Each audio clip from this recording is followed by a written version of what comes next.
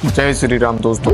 Market में पिछले कुछ समय से लोगों के मन में एक नए लेवल का अंधविश्वास फैल रहा है। दोस्त आज हम करोड़ों अरबों में हैं, तो बाबा अपने होने का प्रमाण आपको देता है। प्रत्यक्ष बिल्कुल। अंदर हमारा महल खड़ा हो गया, गाड़ी आ गई, बच्चा आ गया, शादी हो गई, परिवार बन गया, सब कुछ बढ़िया। बाबा खाटू श्याम के पास आपकी जो भी मनोकामनाएं हैं वो सब जा करके वहाँ पूरी हो जाएंगी। हद तो तब हो गई जब इस अंधविश्वास ने डायरेक्ट मेडिकल साइंस को चलने दिया। लेके गया हॉस्पिटल तो पता चला इनका हार्ट खाली 30% काम कर रहा है। ऑपरेशन हो रहा था, जो डॉक्टर ने बोला था कि मुश्किल है ऑपरेशन में से बच के आ पाना। आपको डॉक्टर के पास जाने की जरूरत नहीं है, आप बाबा खाटू श्याम के पास जाइए और आपके सारे रोगों का निवारण हो जाएगा। किसी की मम्मी ठीक हो गई, किसी की पत्नी ठीक हो गई, किसी की बेबी ठीक हो गई, किसी की बेटी ठीक हो गई। मतलब दोस्तों आप समझ रहे हैं ना, आप बाबा से जो चाहो मांग लो, पैसा, रोजगार, रुपया, धन, दौलत, संपत्ति, चाहे जो चाहे आप बाबा जी से मांग लो तो आपकी अर्जी पूरी हो जाएगी। तो आखिर क्या है पूरी सच्चाई, आज की वीडियो में हम डिटेल से चर्चा करेंगे with scientific perspective and medical science.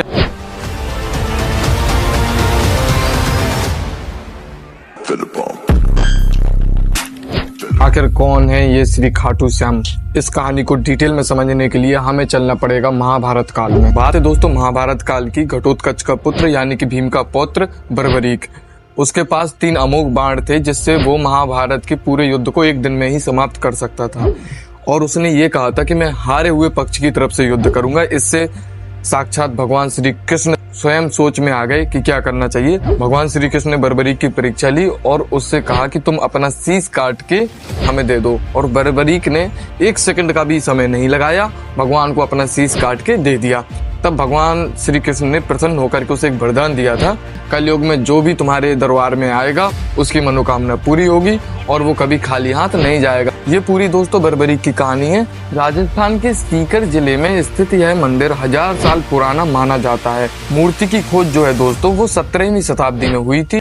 दोस्तों लोगों के कैंसर ठीक हो जाते हैं, पैसों की कमी हो पैसे आ जाते हैं, आप हार्ट पेशेंट हो कोई दिक्कत नहीं, एम्स जाने की कोई जरूरत नहीं। ऐसी वहाँ के भक्तों की धारणा है। लेकिन मैं सभी भक्तों की धारणा का आदर करता हूँ, बट हम लॉजिक को नहीं नकार सकते, हम साइंस को नहीं नकार सकते। दोस्तों अब आपको मोटा मोटा इतिहास पूरा पता हो गया है। अब थोड़ा मुद्दे पर आते हैं कि पीछे की साइंटिफिक स्टडी और साइकोलॉजी को थोड़ा डीपली समझ लेते हैं। सपोज कीजिए दोस्तों 1000 लोगों में से 5 लोगों की मान्यता पूरी होती है। सिर्फ उन 5 का प्रचार होता है। 995 केस यह कह करके दबा दिए जाते हैं कि भगवान की मर्जी नहीं रही होगी, हमारी प्रार्थना में कोई कमी होगी, हमने मन से प्रार्थना नहीं कर पाई है या हमने अपने कर्म अच्छे नहीं किए हैं। दोस्तों साइकोलॉजी में इस मेथड को कहते हैं कन्फर्मेशन बेस। एग्जैक्टली रीजन ये है। इसका सबसे बढ़िया उदाहरण, कोविड में ऑक्सीजन ना मिलने से मारे लाखों लोगों के परिवारों ने मंदिर में प्रार्थना की होगी। क्या सबकी मन्नत पूरी हुई? जो मन्नतें पूरी होती हैं वो इस तरीके से वायरल की जाती हैं और जो मन्नत पूरी नहीं होती हैं उनका किसी को कुछ पता नहीं है। दोस्तों थोड़ा विचार करने वाली बात है। एक व्यक्ति जो पिछले 2 साल 3 साल से इलाज करवा रहा, अब उसे अचानक किसी ने खाटू श्याम बाबा के मंदिर के बारे में बताया, फिर वो खुद में चेंजेस देखता है, उसका कैंसर धीरे धीरे ठीक हो रहा है। अब उसके माइंड में सिर्फ एक ही बात आती है कि खाटू श्याम बाबा जी के यहाँ जाने से उसका कैंसर ठीक हुआ है। जबकि रियलिटी ये रहती है कि जो वो 3 साल से इलाज करवा रहा है, डॉक्टर के प्रॉपर इलाज की वजह से ठीक हो रहा है। ईश्वर पर विश्वास मैं भी करता हूँ, लेकिन मैं अंधविश्वास नहीं करता हूँ। अगर मेरे घर में कोई बीमार होगा तो मैं सबसे पहले डॉक्टर के पास जाऊंगा।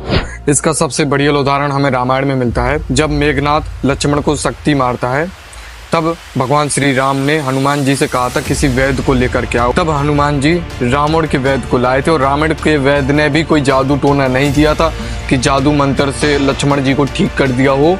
प्रभु श्री राम जो तीनों लोकों के देवता हैं, अगर ऐसी कोई झाड़ फूंक, जादू टोना या कोई चमत्कारी चीजें होती तो प्रभु श्री राम तो चाहे जिसको बुला लेते, लेकिन उन्होंने किसको बुलाया? उन्होंने वैद्य को बुलाया। जैसे कि आप इन मैडम को देखिए, मेरे पापा का ऑपरेशन हो रहा था, जो डॉक्टर ने बोला था कि मुश्किल है ऑपरेशन में से बच के आ पाना, तो भगवान ने इतनी इलाज रखी कि आज एकदम सही सुरक्षित है।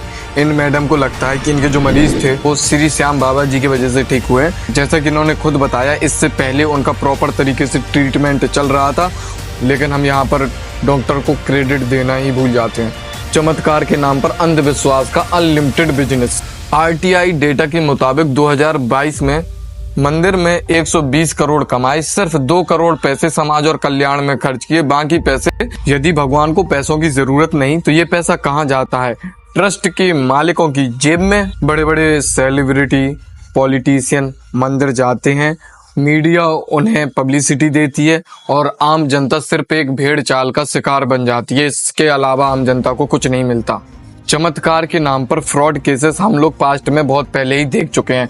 इसका सबसे बढ़िया उदाहरण साईं बाबा अमृत घोटाला। 2010 में साईं मंदिर के पवित्र अमृत की जांच हुई, पानी में सिर्फ बैक्टीरिया और गंदगी मिली। दोस्तों थोड़ा समझ लेते हैं भक्तों की आस्था वर्सेस साइंस। भक्त कहता है मेरा कैंसर खाटू श्याम बाबा जी के यहाँ पर जाने से हुआ है। डॉक्टर कहते हैं ये कीमियोथेरेपी और इलाज का नतीजा है। मंदिर के चढ़ावे की लूट वर्सेस गरीब लोग। मंदिर के ट्रस्ट के पास करोड़ों रुपए की प्रॉपर्टी है, इसके बावजूद भी गरीब भक्त जाते हैं और 500 हजार रुपए दान करते हैं। सेलिब्रिटी का फेक संन्यास और असली दुनिया। कंगना रनौत जैसी लोग ध्यान के नाम पर प्रॉपर्टी खरीदते हैं, जबकि आम आदमी रोटी के लिए तरसता है।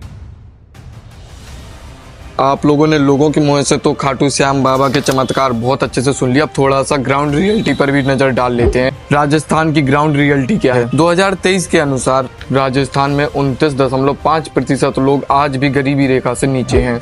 वहाँ की गरीबी दूर क्यों नहीं हो रही है आखिर? जहाँ पर अंधभक्तों का मानना है कि खाटू श्याम बाबा जी के पास आप जाइए, आपके पास पैसों की बरसात हो जाएगी, पैसा ही पैसा होगा। वहीं पर मैं आपको थोड़ा सा ये डाटा दिए दे रहा हूँ। राजस्थान में आज भी 15% ऐसे परिवार हैं जहाँ पर रोजाना आय 100 रुपए से भी कम की है, यानी कि उनकी डेली की इनकम 100 रुपए नहीं है। तो सोचो उस परिवार में खाना पीना इलाज, उन परिवार की जिंदगी कैसे बीत रही होगी।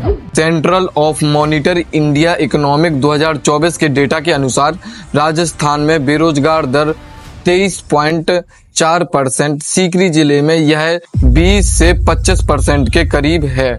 जहां पर हमारे श्री खाटू श्याम बाबा जी का मंदिर है, वहीं पर ही 20 से 25% लोग बेरोजगार हैं। यदि ऐसा कुछ चमत्कार होता तो उन लोगों को रोजगार जरूर मिल जाता। तो हे प्रभु श्याम जी, प्लीज उन लोगों को रोजगार देने की कृपा जरूर करें। मैं यहाँ पर कोई हवाई बातें नहीं कर रहा हूँ, जो बोल रहा हूँ आप उनको रीचेक कर सकते हैं। सभी की लिंक डिस्क्रिप्शन में मिल जाएगी। डायरेक्ट गवर्नमेंट की वेबसाइट और न्यूज आर्टिकल से मुझे ये डाटा मिला है जो मैं आज आपको बता रहा हूँ। वहीं पर एक और बात याद दिला दें, जहां पर हमारे बाबा जी का मंदिर है सीकरी जिले में ही, वहां पर औसतन बारिश से भी 40% कम की बारिश पिछले 5 सालों में हुई है, जहां पर सूखा की नौबत आ गई है। दोस्तों अगर हम RTI की इस रिपोर्ट को देखें तो हमें पता चलता है खाटू श्याम मंदिर ट्रस्ट ने बताया कि सालाना दान की रकम 100 करोड़ से 150 करोड़ रुपए तक की है। इतना रुपए होने के बाद भी हम क्या देखते हैं, खाटू श्याम मंदिर के आसपास के स्कूलों में ढंग से शौचालय तक की व्यवस्था नहीं। शौचालय की बात तो छोड़ो, इतना दान पुण्य होने के बाद भी आसपास के गांवों में पीने का पानी तक उपलब्ध नहीं है। सबसे बड़ा सवाल, अगर बाबा सब ठीक कर सकते हैं तो ये हालात फिर राजस्थान में क्यों हैं? क्यों 40% बच्चे आज भी राजस्थान में कुपोषित हैं? 2022 की रिपोर्ट के अनुसार 60% स्कूलों में बिजली नहीं है, शौचालय की व्यवस्था नहीं है।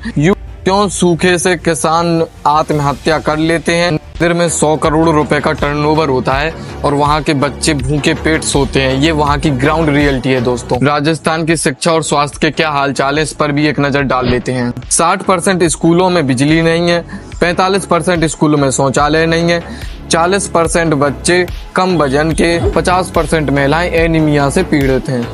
जब खाटू श्याम बाबा हारे के सहारे हैं, सबके दुख हरते हैं, तो अपने ही राजस्थान के दुख क्यों नहीं हरते? वहां पर इतनी बेरोजगारी, इतनी भुखमरी क्यों है? दोस्तों रजनी सोसो ने एक बार कहा था, इस देश को गरीबी से सिर्फ साइंस ही बाहर निकाल सकती है, कभी धर्म गरीबी से बाहर नहीं निकाल सकता।